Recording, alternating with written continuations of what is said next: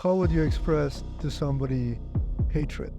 This is not that anger or hatred which leads to violence. We had a scenario where there was two women in a relationship Yeah. and you, and now there's two men and one woman. How would you compare those two, and which one is sort of easier? I notice that I'm jealous, and I notice how I'm trying to blame you. Yeah. But I understand that this is not you to blame, this is not me, and I just feel jealous. And I do want to talk about AI for sure. AI will bring a lot of horrible stuff, but we need more people on the good side.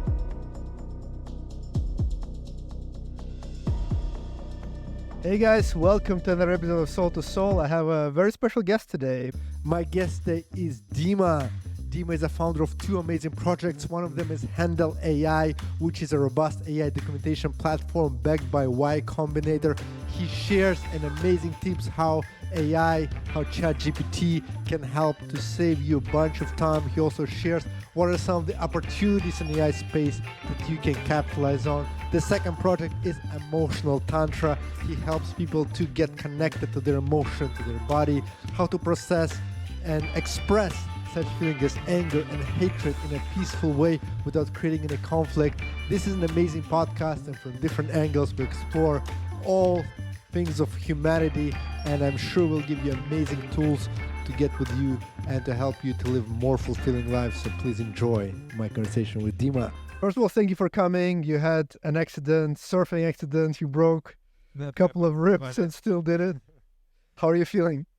Thank you for checking in. I feel myself not in my best shape, physically and mentally, and I kind of feel as I lost connection with my body, and that connection with my body is fundamental for my mental state, being able to create stuff. But for some reason it happened. Everything has a purpose, I guess. For sure. So let's talk about your practices, embodiment practices. I see you on Instagram, you're a lot with a rope. You do some interesting movements.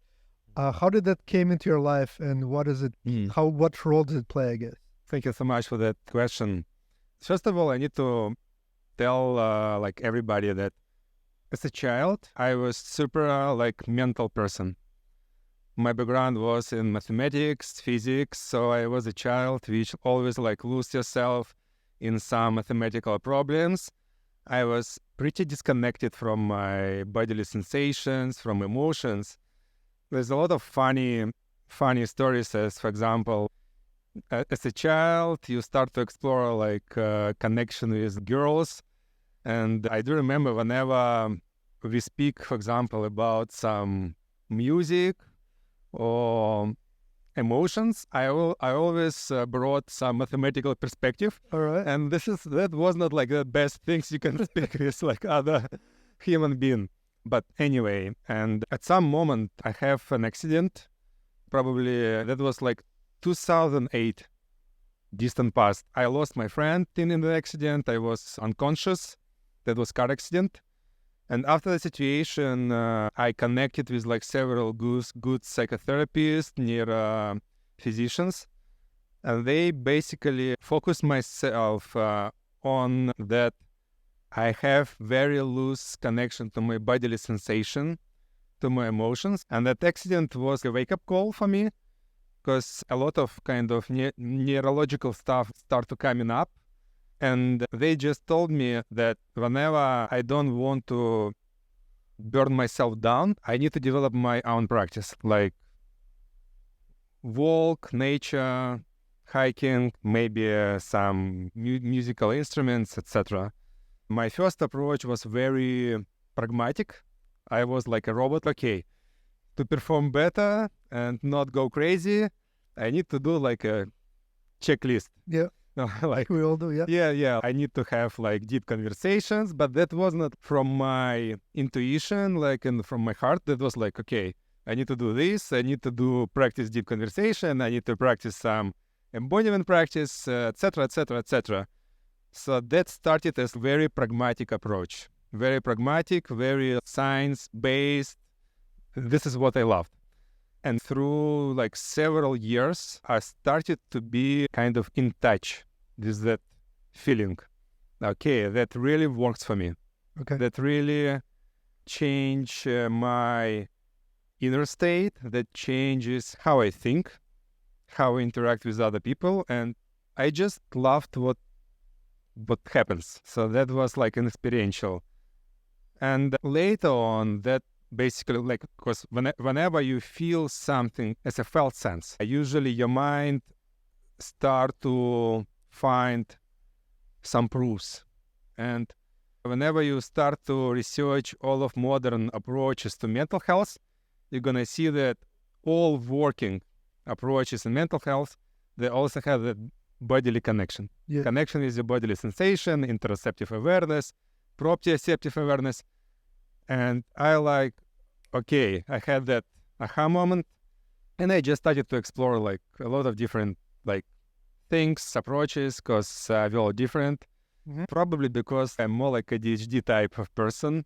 Yeah. And then I discovered that this is very common for a lot of people. They try to meditate, and the goal of that meditation usually is to bring yourself into bodily sensation, but for most of the people, it works vice versa. You like dissociate. Yeah. And this is not what that meditation is meant for originally. Then I understood that a lot of people, they don't like just mental meditation, etc. They love to move. They love to explore like bodily sensation. And for most of them, and for me, this is even more joyful. Yeah. Because you can go to massage, and massage to some extent can be like your best spiritual practice. For sure. Ever. Yeah. You just like observe. This is basically how I came to that point. I like the point where you're saying connecting to the bodies, because a lot of people go to gym, a lot of people run and do the work, and me including. But do I feel connected to my body? No, because as you said, I have a checklist and I'm just doing a checklist. Today I need to run, I need this and that. So how do you know that you are connected to your body versus I just run and I just feel good because I have some endorphins coming out of me when I run? It's a good question. Let's explore, because I don't know what's the answer. My first idea is getting back to your intention. Why are you doing this like physical activity? Because you're right, like same physical activity done through different intentions can lead you to like completely different pathways. For example, I can go to gym and try to look better, or try to be not myself or be someone else, and like be like some guy who is dangerous or whatsoever, or who is liked by other women. And probably same practice gonna drive me to some unpleasant mental states, because I'm gonna compare myself, I'm gonna judge myself, I'm gonna dissociate myself with some inner voices, inner talks. Still, I guess that activity can be healthy, but I'm not sure. So probably everybody already have a lot of like physical activity, like gym, etc. And you can just revise them and ask yourself, okay, why am I doing this? Can I do like the same, but through different perspective? It's easier to do the same because it's really hard to change habits. And okay, I'm already doing some gym. Next time, can I go to gym and just try to feel what is happening inside my muscle first? Not like even not trying to enjoy it, just observe. And I do remember my father in my childhood, he always like say to me, whenever you observe what is happening in your muscles become bigger. And that motivation basically worked for me. Those days I didn't understood how wise it was, because for me, I don't understand why should I believe in this. But today, I understand that this is like very, very, very right perspective. So you just start to be more in your sensations. Yeah, I think it's a great point, because if you look in any gym these days, everybody wearing headphones, everybody's not there. They're just trying to do the exercise. Hopefully the time will pass by and they will suffer. They call it suffering. Yeah. And when you call something suffering, it's already... Yeah, whenever you don't have to suffer, okay, you can suffer. You don't have to suffer. It's like... you don't have to suffer. Whenever in a gym you expose yourself to your inner sensations, just like physical level sensations. This is very fundamental for you to connect more with your nervous system, endocrine system, all of those processes inside your body, which is usually done in Qigong practice, in any spiritual practice, because whenever we say usually like spiritual practice, this is some secret shit, some cosmic stuff, but I love to see all of those practices on very down-to-earth approach. Your gym can be your spiritual practice. Yeah. You just shift perspective. Yeah. But from what I see, you use ropes. You use very unconventional movements.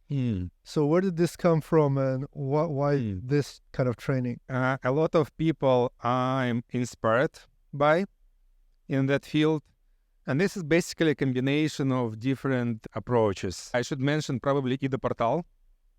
Ida Portal, this is the guy in movement culture. Every movement culture, every movement direction you can see as going through different levels of ego development. Let's put this way. For example, there is like yoga. Yeah. One word for completely different activities whenever they're done by different people. 100%. What I love Ego Portal for, he is like alchemist level ego development stage in movement.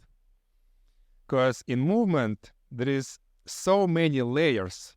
First layer is maybe a technical one. Second layer, what you observe whenever you move, what you feel whenever you move. Next layer, from what state you move. Are you in a playful state, or you like rigid, or you hate yourself while you move, or you like fight yourself while you move? And going back to those different weird activities I do, like with ropes, etc., there is several studies about playfulness, and they shows that whenever you are in a specific state, which describe as low-stake activity, so you don't judge yourself. Stakes are low, so this is not life-threatening situation. Your brain shift to a different state, and your endocrine system shift to a different states. You have more brain-derived neurotrophic factors, BDNF, etc., which describes that your neuroplasticity is high. And in that playful state, you basically learn things and change your wiring much faster compared to like other states. And this is why in every movement activity, I try to bring that playfulness. And there is a lot of studies in animals, like dogs, they love to play. Yeah. In wild nature, animals like monkeys, they love to play. That observation showed that whenever they able to play, they learn. They're able to learn, they're able to change neural wirings, they're able to change behavior. Yeah, that's why school sometimes is so hard to learn, because they force you to learn. Well, if they just let you play, they learn way better. That's a good point. So, and sometimes people, they put themselves in that conditioning, which maybe was during school situation or maybe domestication through parents, and they continue to force themselves. They become the worst judge of themselves. And at some point, I found myself in that situation. I used to go to gym. I used to like push myself, like very like pragmatically. What should I do? Check to be in optimal position. I found myself hating all of these workouts, etc. And whenever some crisis situation happens in my life, for example, I broke with my girlfriend, or I lost some like investor, I usually basically disattach myself from that workouts for a while, and this is how I understood, okay, in a low energy situation, probably that workout drained even more energy, like mental energy or physical, and this does not serve me. I just have another work, like separate work. And then I started to explore, basically through the help of Instagram. I started to like pick up different influencers who like, I feel I love that approach to exercise, to bodily movement, to movement. Whenever you integrate some specific state into yourself, you start to see in others. Yes. Like, oh, I love that playful approach. Another one, I love that holistic approach. I love how he approached like movement. And very fast, I had like probably like 20 different accounts, which I'm like just like followed. I start to communicate with them. I know a lot of them like personally. And this is how it's filled me with a lot of different modalities and movement, like ropes, primal flow, locomotion, etc., etc., etc. Beautiful. But yet, probably like first person to start, maybe like Kido Portal, like. Okay, let's turn to emotions. Since we're talking about body, I think emotions is an important part of holistic health and happiness. And then we're going to talk about AI. So you have this project called Emotional Tantra, which I guess the goal is to connect people to emotions. So I want to start from like general view. Why do you think people are so disconnected from their emotions, including myself? I actually suffer from that. That's why I'm so interested in your answer. It's funny you're asking me about emotion from the person who's like mostly like mathematician and applied physician. So I used to be a person who completely disconnected from emotion or from bodily sensation, like full disclaimer. But probably this is why I'm good at how to bring others who also like disconnected originally, who more like intellectual, who come from like intellectual families. At some point, then COVID situation happened. That was 2020, I guess. I used to live in San Francisco, and two of my best friends, they just proposed me to live on a ranch, on a huge ranch. Yeah. I used to be like a person who very snobbish to like connection with people. I like, okay, I love to be on my own. Yeah. I was very like introverted. Okay. So we decided, okay, let's try to live on a ranch. You probably know those Esalen Institute in California. They used to be the guys who brought spirituality to US in 60s. We just rented a ranch from them, which used to cost like $500,000 USD per month, and we just rented for $35,000 because like nobody wanted. Nobody. They had a lot of debt because every retreat they just canceled. Yeah. And that was like a huge ranch with like 35 buildings. And we just started to invite our friends to live together. Yeah. And it's very quickly, maybe like in a month, that ranch was completely like filled up with people. And it started for me, it's like nightmare because a lot of people in one place, you don't have walls, you always meet each other. But actually that becomes like the most transformative time of my life.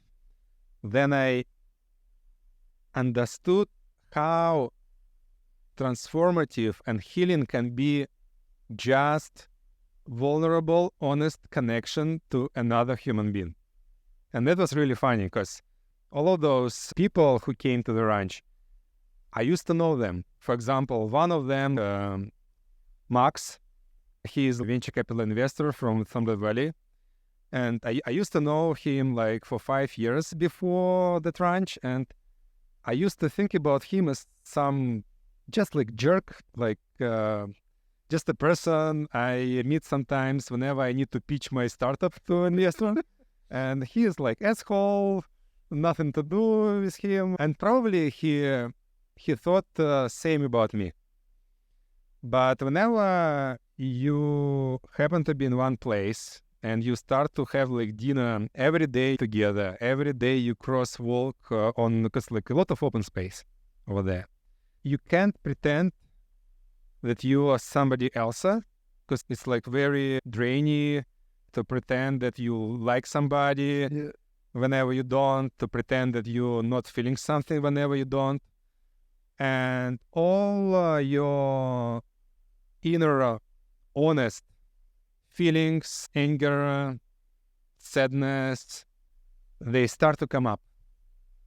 And I was lucky that at this moment I was very experiential in all of those, like circling, like guided practices, how to express your feelings in a safe manner. And I decided, okay, let's just practice a lot. Let me just bring all of this into the space, because we started to see a lot of conflict situation start to like emerge. And in a week, I just become this is my best friend. And whenever you meet like every day all of those people, and you just can be a bit more honest, a bit more vulnerable, that become healing by itself. Yeah. For me, that used to work fast and better than any like psychotherapy which I used to have before. Interesting. Because this is just horizontal connection to others. And you iteratively, you invite each other being more vulnerable. Beautiful. Being more vulnerable, being more honest. And this is it. Yeah. This is just like one ingredient. Yeah. At some point, I understood that emotion and the bodily sensations plays very important role in being vulnerable, because we all domesticated by our parents, we all domesticated by living in a social environment. Then we try to be comfortable. We try to be accepted by others in our school, in university. We need to behave. And probably most of your listeners and in our like surrounding are the people who came from intellectual families, who used to suppress anger, who used to suppress sexuality, who used to suppress hatred, etc., etc., etc. This is why all of those frameworks like nonviolent communication, etc., they does not work. Because whenever you communicate with other living being through framework, that's become very quickly weaponized. Yes. Because you hide your emotions and you try to manipulate with all of those movie words. Okay, I feel that you judge myself and you should not do this, because that's become weaponized very fast. That does not help. And what is helps, whenever you find for yourself practice or space which do work for you, to be a bit more authentic in your emotions. Yeah. And this is hard. This is not easy, because, for example, it's easy to share with you, for example, I feel joy, I feel gratitude, because all of those, like, they very socially likable, socially acceptable, and people love to be across other people who feel gratitude, who feel love, etc. And this is how we can end up in place with like just light workers and light, love, gratitude, etc. What is challenging, how can I express in honest connections, for example, express sadness, I express anger, or even hatred? Because this is not that anger or hatred which leads to violence. Mostly this is suppressed anger and hatred, which is like manipulated, sideways anger, which leads to all of those talks, demonization, etc., etc. So how would you express to somebody hatred? I think you start from intention. Okay, I have an intention to be with you a bit more honest, a bit more vulnerable, but at the same time and understand that we are different. We always interpret each other, what we say, what does it mean about me, myself. So I'm just have intention to do my best to be a bit more honest and a bit more vulnerable. And I will try to find a way through playful interaction. Maybe we can just sing with each other, or we can have ecstatic dance together. And with that ecstatic dance, it's already like probably create some space for expression. And it's okay, for example, to be loud there, or maybe cry, or maybe to express anger. And it depends from the space, it depends from settings. But we can find for us some context to be expressed and to be seen. And it's not, it should not be just a conversation, because conversation have so many layers. It's so hard. For example, if I just can say like, oh, I feel so angry, you already can project on you that, okay, maybe it's because on you, or you can have your personal experience, or we should be like very like trauma aware that, okay, somebody can't handle even glimpse of anger. Yes. And we should respect it. Yes. So coming back to your question, I guess this is an intention, and you have so many different tools. And the more tools you have, like dance, instruments, singing, conversation, etc., the more chances you have to connect. Yeah. I love that, because you're right. Most of the frameworks, they use words. Yeah. They try to figure out how to say the same thing, but going around the Yeah. trying to say, I don't want to say I hate you, but Yeah, but whenever I feel that you're like angry, but you're trying to do some comfortable words, that bring even more distrust. Yeah. So it's much better to express it for other means that are non-violent for other person, but at least you can just show how you feel, and that will send them a signal, but also will make you less angry, I guess. Yeah. Like one of the questions I usually have for myself, like, how can I express, for example, anger in that connection, but make it safe for other person and for myself? Yeah. And let's bring some wonder, curiosity to the questions, and just let explore. That's very cool. Yeah, without pressure. You have a good podcast on bunch of emotions. You did one on jealousy that I really liked. And one part that was interesting to me, because you ask 100 people and 99 will say jealousy is a negative feeling. Yeah. But what you were saying in that podcast, paraphrasing, that jealousy can also be positive. Yep. It does not have to be negative. So how do you see jealousy? Yes, that's a super good question. To some point, you believe that all emotion are caused by somebody else. Yes. For some particular situation. But in a lot of like spiritual practices, in a lot of modern approaches to psychotherapy, they have that concept of owning your emotion. How can I stop blaming my jealousy, stop blaming others? And at that point, okay, who should I blame? Maybe myself then, but even yourself. Because this has just happened. This is just a representation of some interplay of your nervous system, endocrine system, your fascia, your like muscles. This is not that your emotion is not true, but your emotion is not a reality. But at the same time, that emotion is very important because this is happening. Yes. Emotion itself is true, but you have a lot of narratives, a lot of inner voices, which basically blocks you from experiencing that emotions by itself. And that emotions can guide you to a lot of different places, but you start from coming out from that loop. Whenever, okay, I feel jealous because of that person. Whenever I feel jealous, this is how I understand that something wrong with other person. Or at some point, whenever I feel jealous, I understand that something wrong with me. All of these you can see as loops. Yes. Which basically stops you from just letting that emotion be and letting that emotion flow through your nervous system.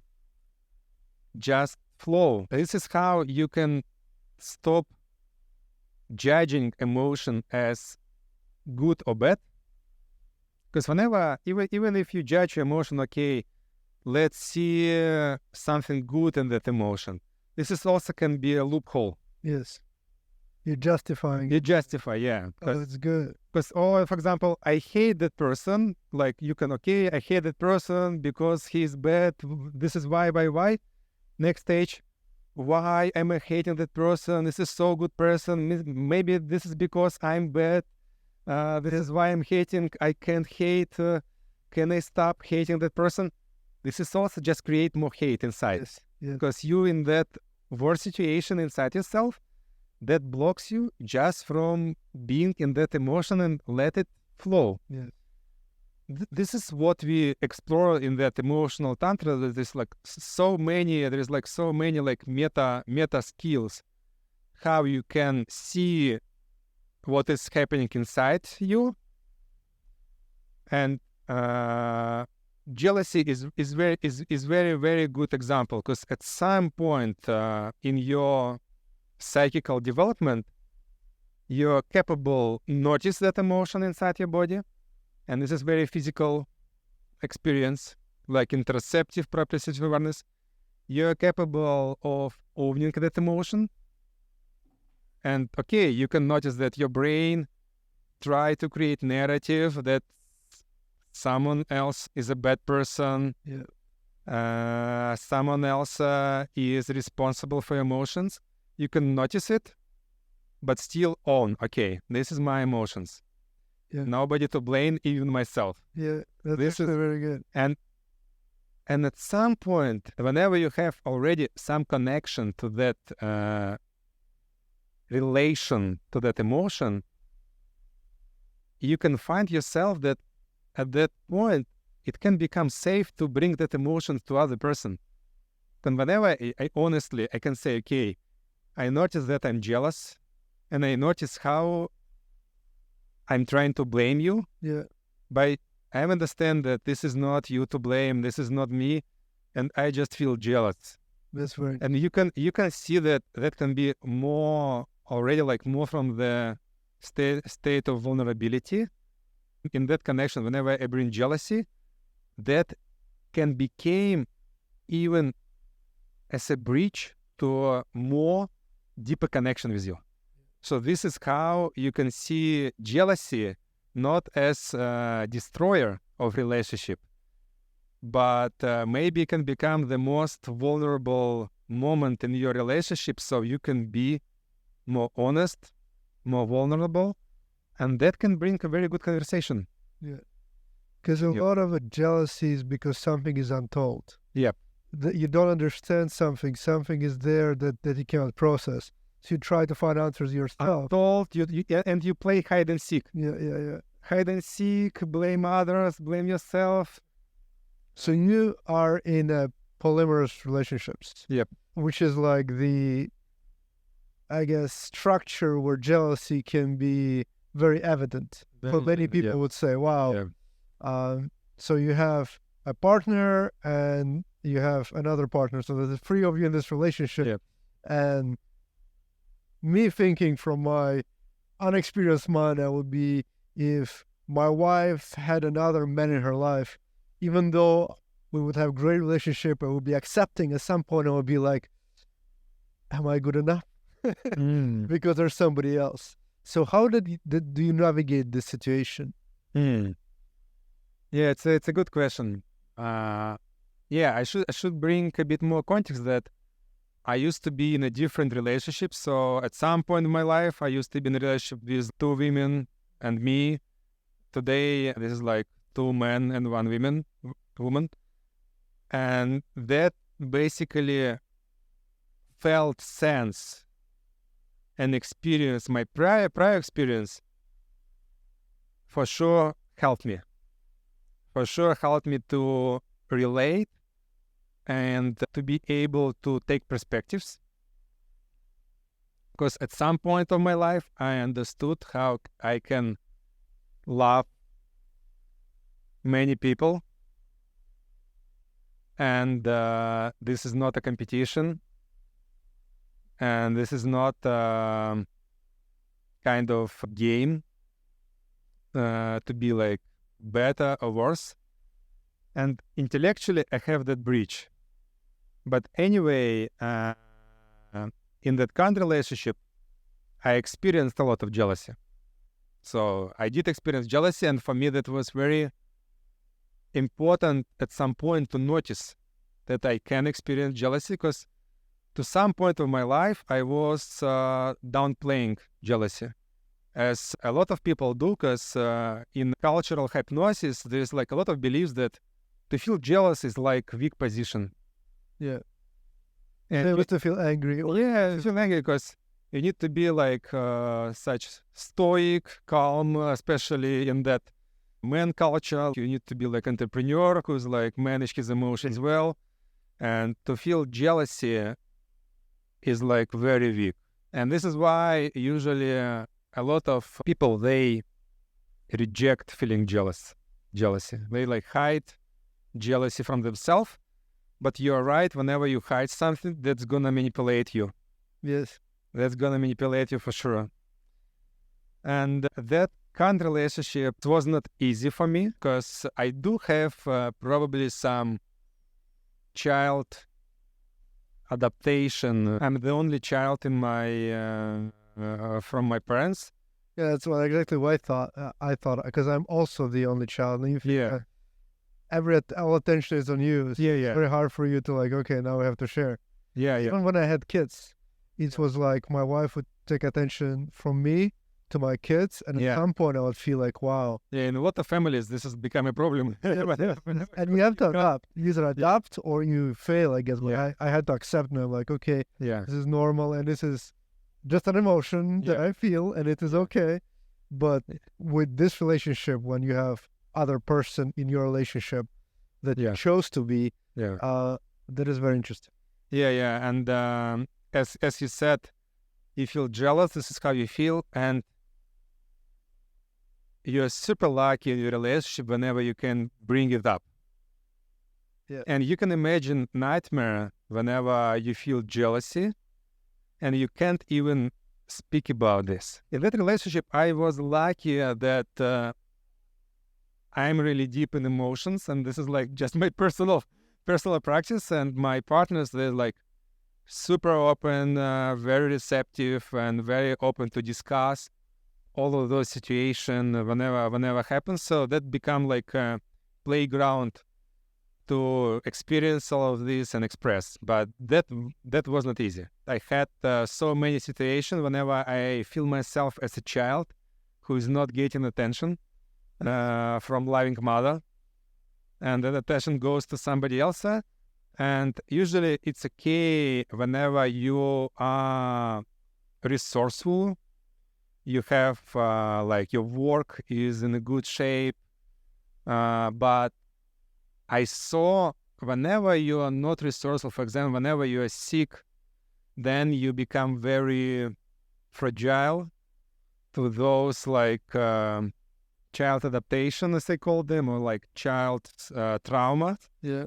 You are lucky whenever you can notice it and bring it up to the conversation. Yeah. So you had both scenarios, which I didn't know. So you had a scenario where there was 2 women in a relationship and you, and now there's 2 men and 1 woman. So I guess I never had any of this. So for me, like thinking about it, probably for me would be easier if it was 2 women and 1 man. But since you experienced both, how would you compare those two, and which one, I guess, is sort of easier or easier to adapt? It's a good question. It's really hard to compare, because I would say that right now, me in the best possible mental shape in that regard. Yeah. But this is probably not because that particular setup is like some superior one. But back in the time then I was in the situation with like several women, I was not so experienced in processing and sharing my emotions, and I used to have a lot of shame for myself, because I used to find myself in a situation whenever I experience love for example, to one of the women's, and at the same point, I experienced like self-shame that I'm not at the moment this other. Yeah. And that was not easy one. That like drained a lot of energy, because it was like you have like several kind of characters inside yourself, which like disconnected, Yeah. like several realities, which was really hard to merge at that point, just because I was not so experienced in processing such emotions and sharing, kind of communicating such emotions with like all of the partners. I see. And this is like super important. Now, like, thank you for that question, because like now, like getting back and like tracking that change in my inner state, I appreciate even more how your ability to connect with your bodily sensations, to process your emotions, not to fight with them, and like to discuss all of this, like how it's important not just on my like personal well-being, but even on how can I like project myself on my work and like. Yeah. The other, there's lots of interesting things, but and I do want to talk about AI for sure, because Let's. but I guess let's move to AI. I talk here a lot about spirituality in this podcast, and to me, to some degree, it feels like AI bring us further from spirituality, but some would say that AI helps us maybe to understand who we are and get us closer. So what is your view on interrelationship between AI and spirituality? Not religion, but just getting connected to the source, to yourself, to the others. I start with very down-to-earth example. Through the past development of technology, even like if I'm tracking back just like last year, I saw that in my work routine, I was able to spend 3 times more time in nature while doing the work versus like laptop in my office. And I reflected on this a lot. And what I saw, that basically represents the idea that the technology itself is benevolent. It's like you can basically distract yourself with technology even more whenever you want to, or you can become even closer to nature, even closer to your like human substance, develop even deeper connection with other people, be more connected with your emotions, etc., etc., etc. And in that particular example, I saw that a lot of work which used to be done in my kind of office space behind laptop, then you see it like this very unnatural posture, which is very unnatural, very not biomechanical, and basically drives a lot of illness and disconnection. I saw that a lot of work right now, I can just speak back and forth with like GPT-4, for example, and have some basic like documents, templates, etc., just sent to my other coworkers while me hiking in a forest. Yeah. I imagined myself that trend could go even further. For example, you can imagine at some point, maybe like in several years, just wearing VR glasses. You can see normally whatever happening in the forest, but you can see so many like screen interfaces whenever needed. And that voice-to-voice interface, it's already very good. because of LLMs. This is like major, what I see right now, even not revolution in intelligence, but this is like brought a revolution in voice interface that was not capable before. Before, you have to be very precise how to phrase words so your like some program or machine can understand you. That was very stupid. Yeah. Right now, you can speak like gibberish, mix Russian, English, slang, whatsoever, and it still can't understand me better than my assistant or other colleagues. And you can imagine myself in several years just like I love being nature. I love hike, barefoot. I love to experience touch, smells. I love to feel myself as a monkey in a forest. Yeah. As this is very like transcendental experience for me. But still, I want to express myself, to project myself into the world. I want to serve like a bigger community. I love to be in service. I love to feel that I needed by someone. So I don't want to downshift in the forest, just like going barefoot. I love to do my work. And this is crazy how you can enable, whenever you have that vision and intention, you can enable like a millionaire lifestyle. Wow.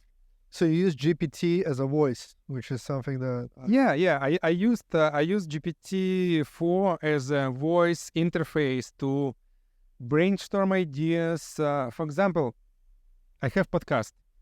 Very frequently, how do I prepare to my podcast? I love to talk with somebody because like I have like a ADHD mind, very hard to focus and bring ideas in a blank page. So I just usually go for a walk and start to speak with GPT about all of those like ideas, context, which like brought to me related to the person I want to invite. And I usually ask GPT to ask me questions. Ask me like open-ended questions to help me unpack that ideas. And I usually go for a walk maybe for an hour, speak with GPT, and then I just, summarize to 2 hours conversations with timestamps, propose me some categories. And is it an app on a phone that does... App on the phone, yeah. What's the name of the app? Because we will be asked. So this is this is official app from OpenAI. Yeah, ChatGPT-4. And you just put it on, and then you just talk on your... Yeah. You can right now you have like several regimes. You can like speak back and forth. I love more like speak and see results. Yeah. And still for me it work better. But for a lot of my like friends, entrepreneurs, that basically changed completely how they started to move again. They started to move again because, for example, you're familiar with that concept that for your physical health and mental health, it's very important at least like very frequently move, like every, not even every hour, like every 45 minutes, at least you need to move like 10 minutes. And moving soon. Yeah. It's hard for me still, like with my ribs. With ChatGPT, and this is just a start. I use it as a chat, right? I see that's why it's even interesting for me, because I prepare for the podcast, but I sit down in my office, what do you call office in Bali, and then I write down things, and then it generates stuff. But now I know I can just do it through. Yeah. Like imagine maybe you had sometimes experience for a long time. Like I had like several assistants, but for a long time I was it wasn't comfortable, to use your assistant. Like, let me just speak and you prepare stuff. Yeah. It's like that's like some stupid work. Yeah. Okay, I do it myself. But with GPT-4, it's like it's always listening to you. Yeah. All its attention on you. Yeah. And this is just a start. And coming back to that question, either it brings more like connection to yourself, to other people's spirituality. what I'm trying to bring, that it's benevolent. It's all depends on your perspective and intention. And what I'm trying to do in my work is like, I have two big direction in my work. One is deeper connection to other human being. I do believe this is like forever important things, and now it's becoming even more important. And psychotherapy is very good, but it's not gonna do its job by its own. We still human beings. We love to play around with each other, dance, whatever. And this is one direction. But another direction is like for a long time, like even like from 2002, from my education, etc., is AI, artificial intelligence. And I love to see, like, ask questions. I love to ask myself questions. How can I bring more connection with the help of AI? Because for sure, AI can disconnect as any technology. You can imagine yourself, for example, I played around with Midjourney. You can generate like sexy images, whatsoever. And myself, like I lost myself like for several days, just generating like sexy images here. Like, wow, that's powerful. Okay. And you can imagine it's already here. It's like, give a year and you're gonna have real-time generated realistic videos. Whatever you want. Whenever you can imagine. This is like, that's horribly dangerous. For sure. Actually, I was looking at your Instagram and there was deepfake of you selling people some stuff, and I looked at it and it looked so real. Yeah. That was like 2 years ago. Then it was not even like fashionable to have it fake. I think this is sort of a danger. Yeah. Because soon us will be talking, but somebody else will create what are we talking about. Yeah. And then people will be watching and believing that it is us. So how do you navigate that? Because seems like something. Yeah. This is why I do believe that just rejecting AI is not the case, because it's happening anyway, and to kind of face all of those challenges, you need to lead this. You need to understand what is capable, how can I use same technology but in a different direction to make us even closer to each other, to make us understand each other's perspectives, to make us in a deeper connection with your body, with divine, maybe to free up some time to be more connection with your service, your mission. You can bring so many aspects in spirituality which can be enhanced by it and empowered. But what I'm saying that you're completely right. AI will bring a lot of horrible stuff.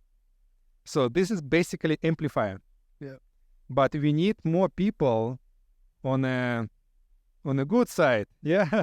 On a good side, who can not just reject that all AI is bad or wrong or disconnect us, who are able to see how can we leverage same technology to bring even more connection during the time when it needed most. So for somebody who is listening to us and they want to start, you start early, you're a pioneer in this, but somebody who is watching now, they're like, I really want to make a difference, work on AI projects. So how can they start? What they can look at? Yeah, it's a good question. With my partners, we experiment a lot with how we can bring more people to AI, make it more useful in their lives, like already today. Yeah. And what we saw, because, for example, like every 3 months, we have a group, like close group of entrepreneurs who like founders of big companies, and we just like explore together like how they leverage AI in their personal life, in companies, etc. And what we find out, this is like super interesting, that number one factor that you change your perspective on AI and you're gonna start to integrate AI in your life is that you will find not some crazy, powerful application for a new business or some disrupting ideas, but that you're able to integrate AI in the very, very simple activities in your life, like how you, for example, develop some stories narrative for your kids, how you engage with help of ChatGPT to explain some difficult concept with your kids, how to play with your elderly and help them with AI. So you just start to develop perspective, okay, even if you C-level executive, you start with your personal life. Yeah. How my personal life right now, today, can be more meaningful, more engaging, more fun, but very important perspective, how that AI bring more connection to my life, not less. Yes. And let me give you some example. For example, GPT-4 can generate stories for your kids before night. But how you can approach it? One, which I see very unhealthy, you delegate to GPT your kid. You're like, okay, yeah, kid, okay, I'm really bored to read your stories. This is device. I bought the device which gonna before bed read your books. I do that sometimes. And everybody did. Everybody did. It's okay. No shame on you. But I myself, I'm really not very creative on imagining new story for kids. But what can I do? I can see it with the kids, start to communicate with them. Okay, what you've done today, what do you like, what challenges to like from work, etc. And all of these contexts can be put in a ChatGPT, and we can create some story together, which very first that already become a context for my conversation. Second, I can read that story to kids from myself, and that basically empowers me to become a better parent. Yeah. I was not able to develop my engaging stories with the kid and basically interact with them, change stories. How do you want the story change? How do you want the story develop next, etc.? And whenever you shift your perspective, you start to notice more and more applications which empowers you to be a better parent, better partner, more loving, more engaging, more empathetic, more creative.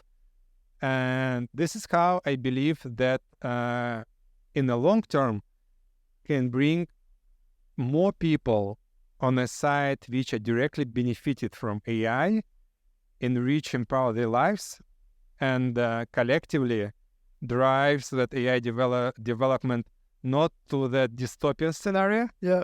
Then you have all of those like big corporations, CIA, government, which like control stuff, which can happen. Yeah. Yeah. Because on a side note, I listened to a few of your podcasts on AI, which is really good.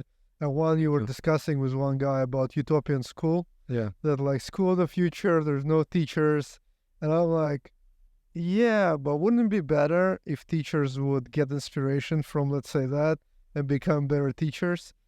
So do you think that in future there's no teachers at all, or do you think there's going to be some kind of a mix?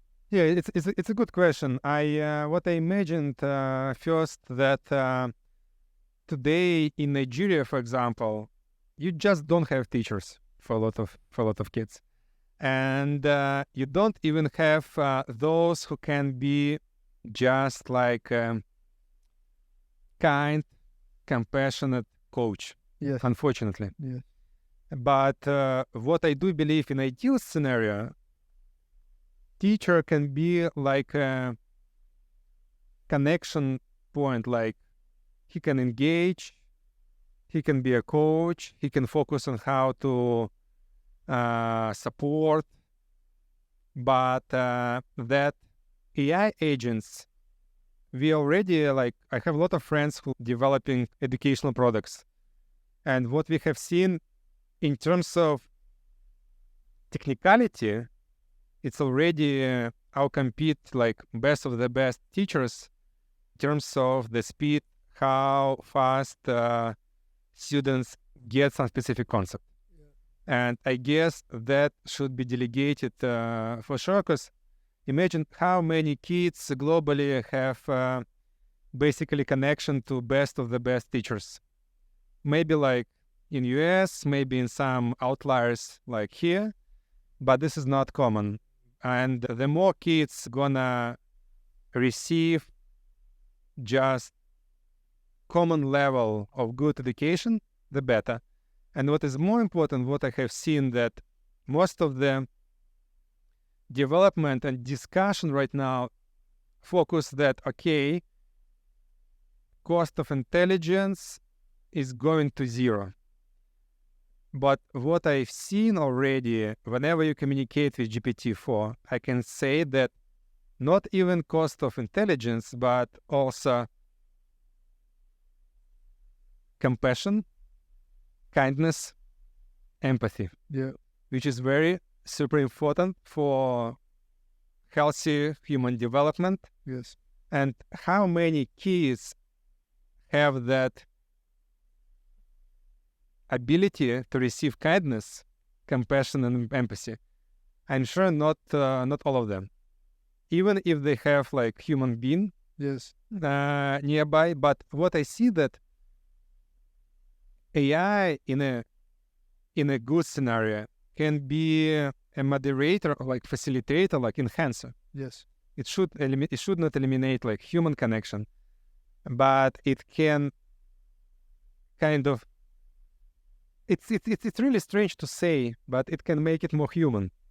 I love, again, when you're talking about AGI, which is artificial general intelligence, in one of your posts, and you said that a lot of people try to control it. What you have to do is try to love it and respect it, like you would somebody else. And then the result will be, if you love and respect somebody, it's impossible to control it. They'll love and respect you. And you can imagine, like, it's funny, even my communication with GPT-4, whenever I find myself in very angry state and I start to hate it, oh, you're a stupid machine, nothing happens. It's like magically, but this is because I'm projecting my anger and I start to pick what to be angry about. This is like endless circle. And whenever I try to be very like grateful, oh, thank you for that, you're amazing, etc., it sounds stupid, but I basically communicating with myself. This is my mirror. And I start to cultivate more like this, and I start to find, that can be helpful, and here, and here, and here, and here. Powerful.